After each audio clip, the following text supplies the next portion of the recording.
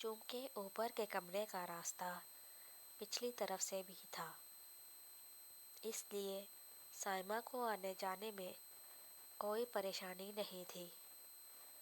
ان کی ملاقاتیں یوں ہی اکثر و بیشتر ہونے لگیں، لیکن تنہائی میں دونوں نے شرافت کا دامن نہیں چھوڑا۔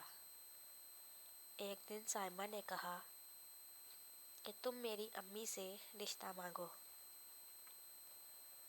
تاکہ ہم چوری چھپے نہ ملیں اور ہمیشہ کے لیے ایک ہو جائیں۔ فیصل بھی یہی چاہتا تھا، کیونکہ وہ بدنامی سے ڈرتا تھا۔ اس نے یہ بات چاچا کو بتائی۔ انہوں نے تسلی دی کہ میں تمہارا رشتہ لے کر جاؤں گا، اور وہ گھر والوں کو بتائے بغیر سائمہ کے گھر گئے۔ اس کی ماں سے رشتہ طلب کیا، لیکن باجی یاسمین بھڑک اٹھی۔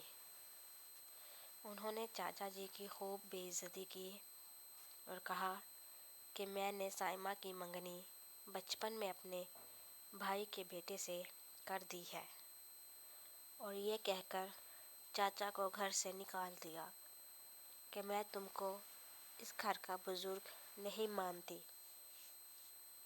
کہ تم ان لوگوں کے در پر پڑے ہو اور ان کے ٹکڑوں پر پل رہے ہو۔ اگر رشتہ مانگنا تھا تو لڑکے کے ماں باپ کیا مر گئے ہیں؟ حبیب چچا کو بہت غصہ آیا، مگر انہوں نے اپنا غصہ دبا لیا، لیکن اس بات کو انا کا مسئلہ بنا لیا۔ انہوں نے فیصل کو کچھ نہیں بتایا اور کہا کہ سب ٹھیک ہو جائے گا۔ دل ہی دل میں انہوں نے یاسمین باجی کو بدنام کرنے کا تہیہ کر لیا، سو سائمہ کو ڈھال بنا لیا۔ یوں ایک دن ان کو موقع مل گیا۔ اچانک یاسمین باجی کی والدہ کی طبیعت خراب ہو گئی اور وہ اکیلی ہی اپنی امی کی طرف چلی گئیں۔ سائمہ کو تاکید کر کے گئیں کہ دروازہ اچھی طرح بند کر لینا، میں تھوڑی دیر میں آ جاؤں گی۔ وہاں پہنچ کر پتہ چلا کہ ماں کی طبیعت زیادہ خراب ہے، لہٰذا انہوں نے فون کر دیا کہ میں صبح آ جاؤں گی۔ سائمہ کو اکیلے گھبراہٹ ہو رہی تھی۔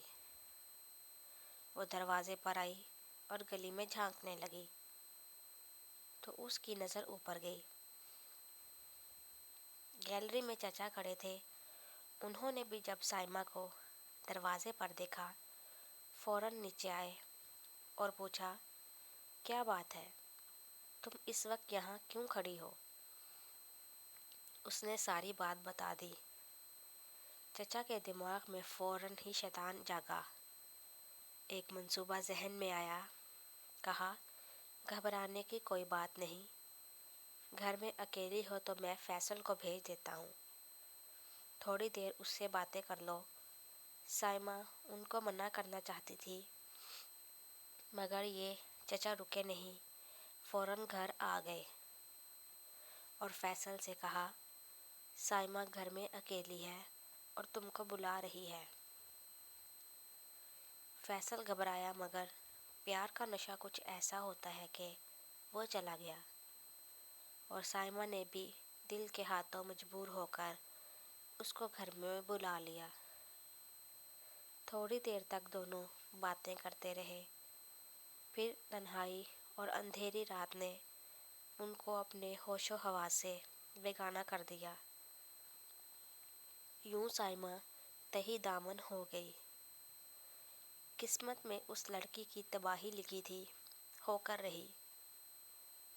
جب سائمہ نے فیصل کو بتایا تو وہ گھبرا گیا اور ڈر کے مارے اپنے رشتہ داروں کے پاس چلا گیا۔